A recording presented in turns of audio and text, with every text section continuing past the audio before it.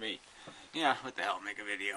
Ain't the concept on. So we'll see if we can try to make any sense out of this at all. Try to get to some sort of root thing. Because it never gets anywhere. It's constantly just talking around concepts. I mean, one of his fundamental premises is that logic is a tool. It's not something built into the very structure of things. You know, there either is evidence of something or there isn't evidence of something. It's not logic. You know, logic is just obeying the rules that when there is evidence, you have to pay attention to it. That's essentially logic. Logic is that you can't say the evidence is exactly the opposite of what the evidence says. You know, that the conclusion is the opposite of what the evidence points to. But it's the evidence that points in directions logically. Yeah. But anyway. When we're talking about logical absolutes, and in particular He's not moving. Yeah, I don't know what the hell. Oh, these computers. Contention that taking logical absolutes too absolutely can lead to totalitarianism, Yeah, too absolutely right. Taking anything to too absolutely leads to blah blah blah is all bad, blah blah blah. But again, this is not logical, right? You're saying that being logical somehow carries with it this illogical threat. It wouldn't be a threat if it's illogical. It wouldn't be logical if it's illogical. So again, that doesn't make any sense. So obviously, you know, what's the use of this context? You're saying that, oh, you've done logic, but you're going to illogically apply the logic. Then why don't you just complain about the application of what has been logically deduced and say that there's something inconsistent in the application of the logic with the process that was used to get to create the logic. So again, it just doesn't make any sense. And it's just not a relevant or meaningful argument.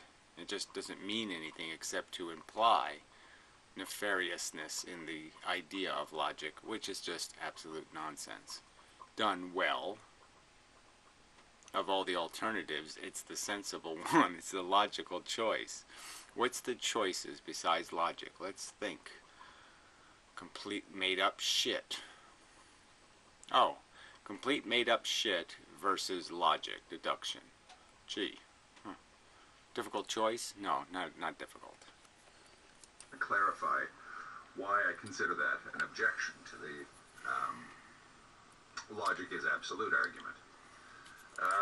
Logic is absolute. Well, again, I don't know if anybody's even arguing that logic is absolute beyond the fact that the argument being made is that there is a truth.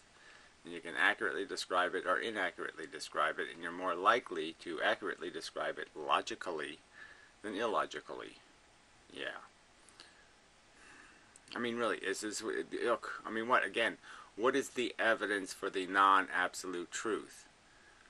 Oh, there's some humans that have fables about UFOs or crop circles or truther theories or some other crap.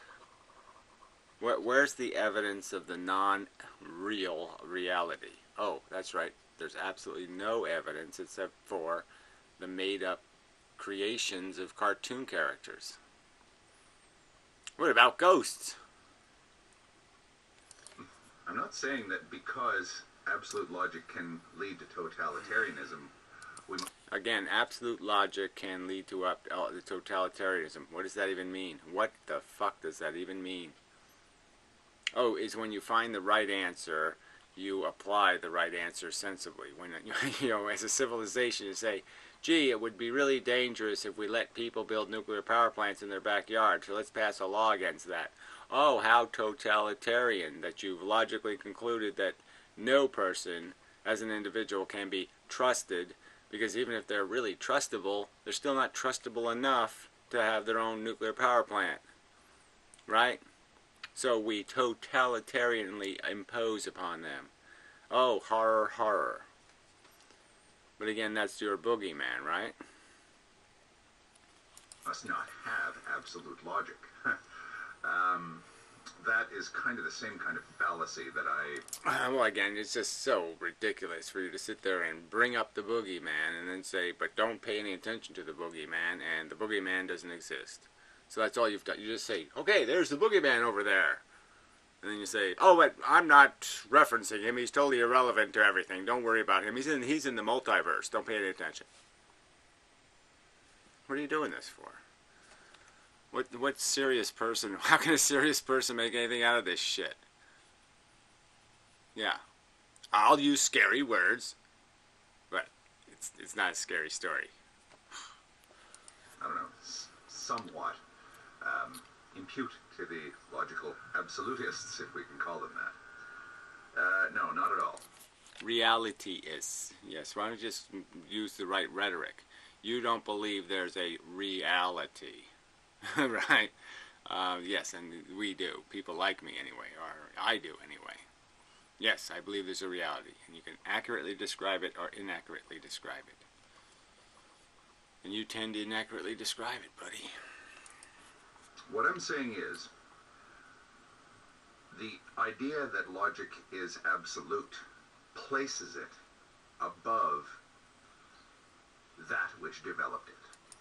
Alright, so again, this premise that we invented logic, that we create logic, that we dictate logic, that we do something. No, we reveal it. It's like we didn't invent the combustion engine. It was revealed. The knowledge of it was revealed. Okay, the mechanics of it. And so it's not like we create it by thinking it. We understand and then make.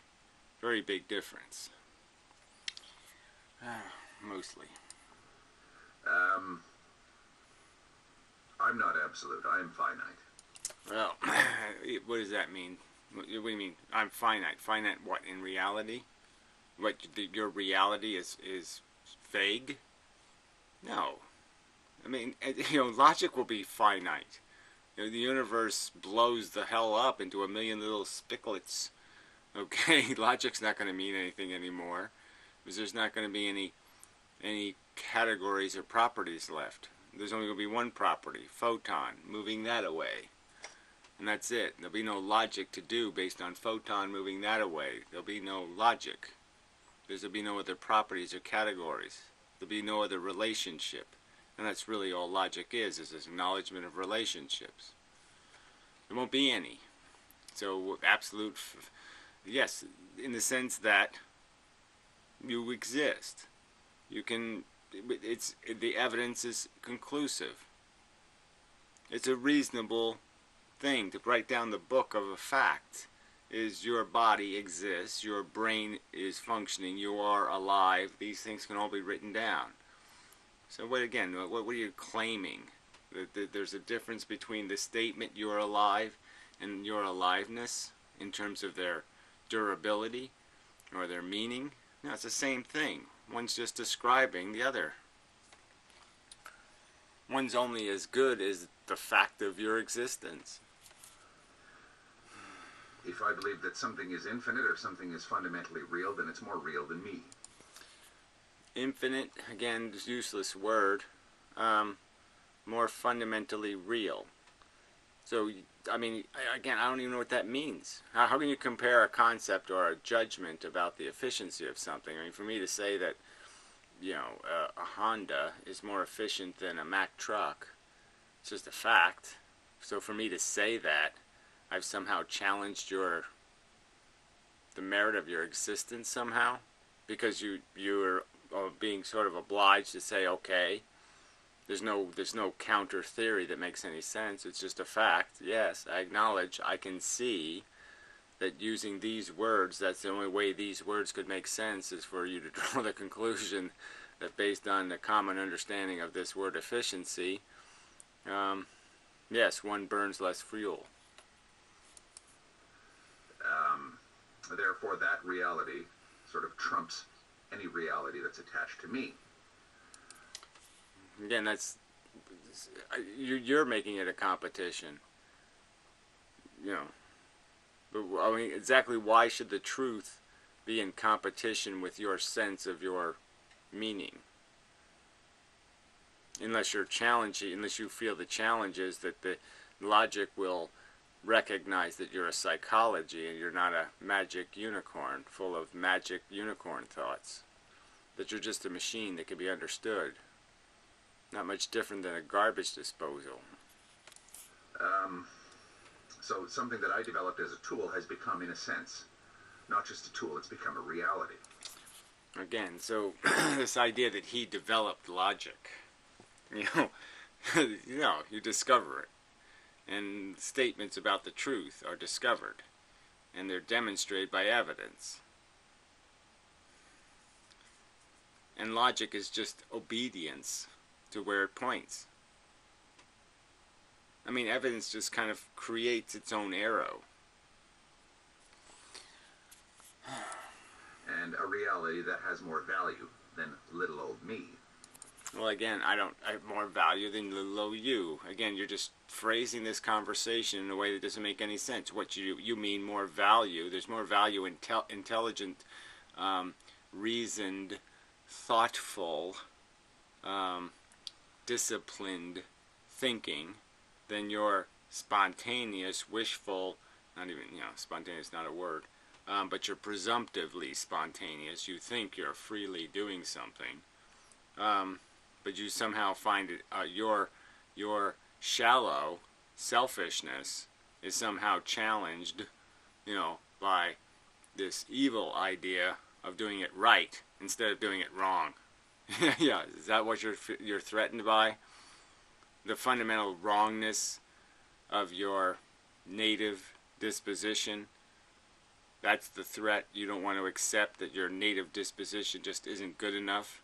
And if you're going to challenge the tyrannical authority, you have to challenge it with some sort of meritorious argument that's better than, I don't like that, personally. That's the thinking that I object to.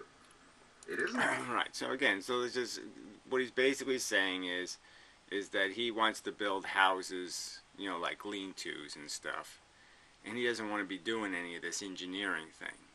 Don't think it to death. Don't figure out the ideal way, which direction, whether it should face south or north, depending on which way the wind's blowing. Don't do this complex, complete thinking. Justify the, reckless, sloppy, thoughtless, messy way of living. Yeah, that's it. That I'm afraid of what happens because, or what happens when we make logic absolute. No, when he's saying absolute, he's just saying when we look at it and say, yeah, all the evidence points to that, that's the way it should be, and say, yes, let's pass a law against people having personal nuclear power plants. Yeah, this doesn't make any sense for people to have personal nuclear power plants. Yeah, civilization won't work that way very well. That's not really the issue, because saying that, okay, logic leads to totalitarianism is unfortunately not an argument against logic. It's not. Well, it would be if it did lead to what you're saying. So obviously you say it leads to totalitarianism, and we all understand totalitarianism to be some sort of not democratic, not argued out, not well-disciplined, an earned solution, a solution that earned its application. You could argue that if I propose a solution and then I argue for it, and everybody has a chance to argue against it, and you have that whole big debate thing, and you listen to all the possible arguments, you take some time to do all of that, and then you have a vote on it, that at least it's earned its application, and you can't really call it tyrannical anymore. So who's proposing something different?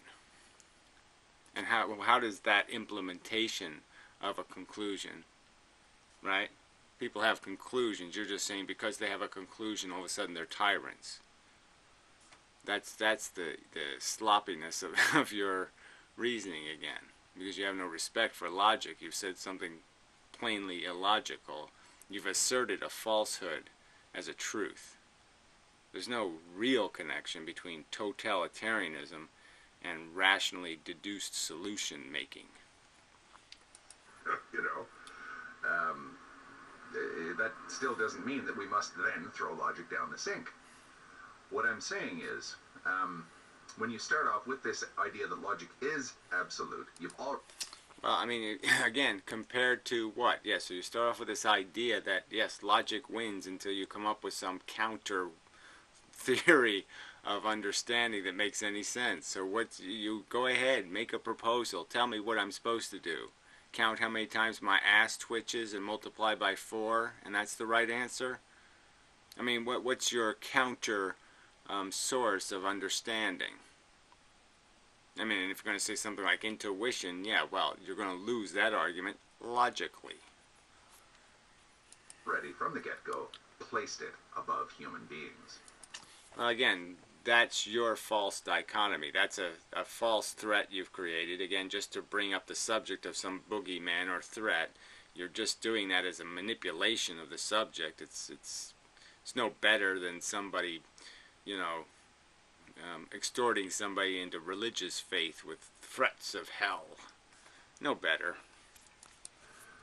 That is what leads to totalitarianism, not absolute logic itself. It's just the absolute validity and applicability of what is ultimately nothing more than a tool to help us make. Yeah, again, it's not nothing more than a tool, right? I mean, the rationality of recognizing that you have to apprehend criminals and punish them and blah, blah, blah, as a pragmatic, practical matter to have a civilization. Well, gee, how horrible.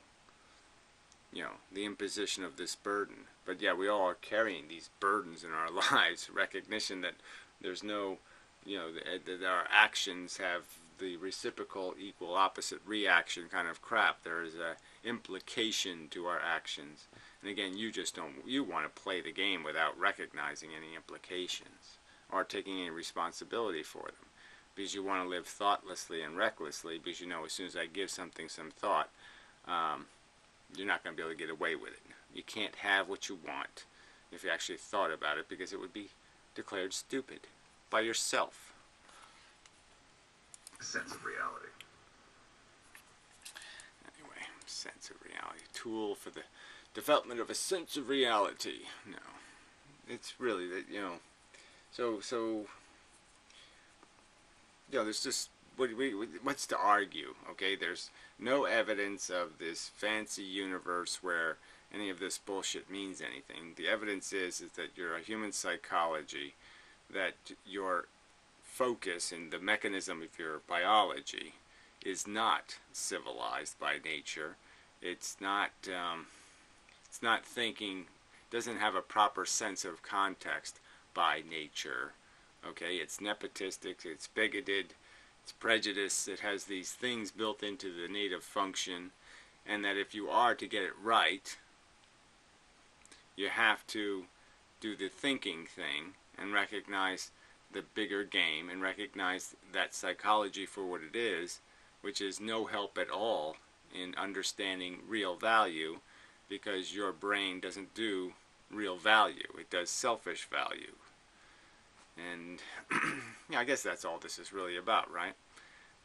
These subjectivists are subjectivists because, again, they want to validate selfishness, and they just don't like the implications of logically an intelligent, evidence-based, thoughtful theory of existence, which would not place you in the center of the world anymore.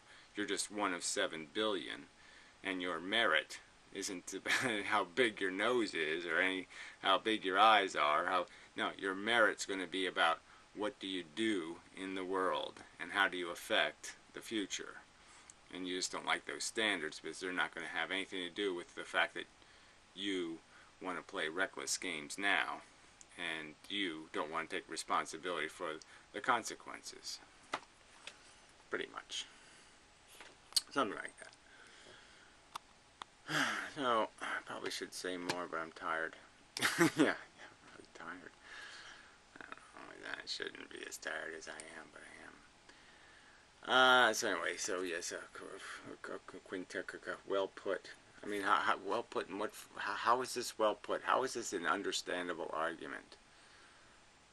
There's tyranny, but there's no tyranny. We make up the truth. Evidence doesn't have anything to do with it. provisional, absolute? That works for me. Well, then what's the point of this conversation? Provisional. Yeah, provisional upon arrival of better evidence. Okay. Fine. So what's the better? There isn't any better evidence. You're just gonna, you say provisional, but that doesn't mean anything, because as soon as you're losing the argument, you just provisionally create whole new universes, and that's the catch. The catch isn't that you've made it provisional. The catch is you haven't made it provisional on more evidence. You've made it provisional on whenever I feel like throwing in the catch-22 blob of made-up shit. I mean, if it was provisional to a better argument, I wouldn't have a problem. But it isn't provisional to a better argument or more evidence. It's provisional to your convenience. And that's all it's provisional to. As soon as the truth goes where you don't want to go, you just opt out. And that's not provisional to a reasonable provision. That's an unreasonable provision. People are just idiotic. So anyway, yeah, that's enough. Yeah, sorry. It's tired. I don't get it. So, next time.